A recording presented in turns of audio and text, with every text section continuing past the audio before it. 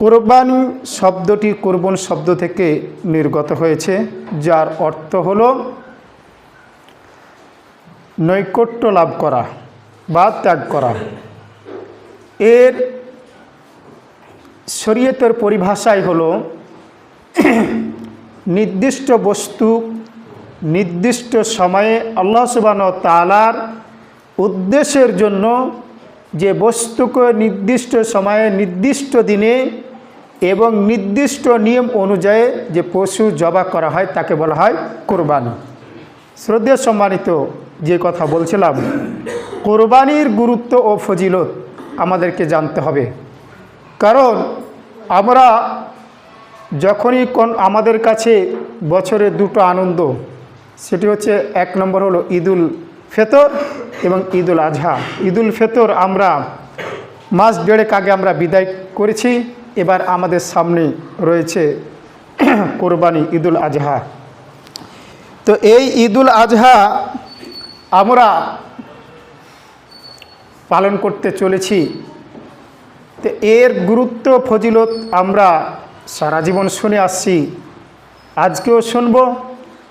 কিন্তু তার আগে একটি কথা আপনাদেরকে বলে যাই, সেটি হলো এই: আমরা কোরবানি দেওয়ার জন্য যেইভাবে আমরা গুরুত্ব সহকারে পশু ক্রয় করি এবং ক্রয় করে নিয়ে আসার পরেও আমরা আমাদের মনে শান্তি তৃপ্তি পাই না, তারপরেও ইমাম সাহেবকে জিজ্ঞাসা করি যে কুরবানি পশুটা ক্রয় করে বাড়ি নিয়ে আসার পরে যে চোখের দৃষ্টিতে পড়ল যে একটা জায়গায় কাটা রয়েছে, মহাসাহেব এই কুরবানি কি হবে? তো হুজুর সাহেব তো সব কথাতেই হুঁশ হলো, কিন্তু একবারও দেখা যায় কোনো মুসলমান, কোনো যুবকের পিতা কোনোদিন বলেছে যে মহাসাহেব আমি তো নামাজ পড়ি না, আমার কুরবানি কি হবে? কথা বুঝতে পারছেন না? আমি যে নামাজ পড়ি না, তা আমার কি কুরবানি কবুল হবে? আচ্ছা, এই যে রমাজান মাস গেল, একটি মাস সিয়াম পালন করলাম, আমি ছেড়ে দিলাম। আচ্ছা মহাসাহেব, আমি যে সিয়াম পালন করলাম, এর কি আমি কোনো আমল পাবো? এর কি কোনো কল্যাণ পাবো? এর কি কোনো আপনার নেকি পাওয়া যাবে, সব পাওয়া যাবে? জি না, এগুলো আমরা জিজ্ঞাসা করি না, কারণ এগুলো হচ্ছে লোক দেখানো কাজ। আবার যদি বলি তো নিজে লজ্জিত হব, তাই আমরা বলতে যাই না। বুঝতে পারলেন না?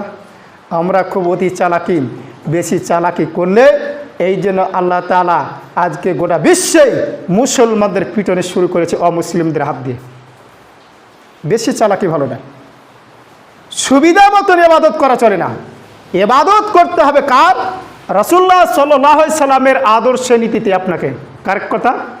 রাসূলুল্লাহ সাল্লাম যা আদেশ নিষেধ করে গেছেন সেই মোতাবেক আপনাকে আমাকে কী করতে হবে? ইবাদত করতে হবে। না আপনার আমার মত ইচ্ছা মতন চলবে? জি চলবে না। এই এলাকাতে ধরে নেন, গণনা অনুযায়ী মোটামুটি নারী পুরুষ শিশু নিয়ে প্রায় 2000 লোক বসবাস করে। কথার কথা, তার মধ্যে যারা সাবালক মানুষ মোটামুটি ধরে নেন 500 শিশু ছেড়ে দেন, 1,500 মানুষ যার হুঁশ জ্ঞান সবই ঠিক আছে, সব কিছু বুঝে, ও হালালও বুঝে, হারাম বুঝে, অন্যায় বুঝে, ভালো বুঝে, সব কিছু বুঝে। বুঝার পরেও এই মসজিদে 5 ওয়াক্তে মুসল্লি কজন থাকে বলেন তো? হাতে গোনা খুব জোর 10টা, খুব জোর 15 থেকে 20টা, তার তো বেশি নয়। বাকি লোক কোথায় গেল বলেন তো? তাহলে কি মরে গেছে? এরা কি ওই কুরবানি আর ঈদুল ফিতরে রমাজান মাসে খালি এরা কি জীবিত থাকে আর বাকি মাসগুলো মরে যায় নাকি? এরা কি জানতে পারে না? কে বলেছে আপনাকে কুরবানি করতে হবে?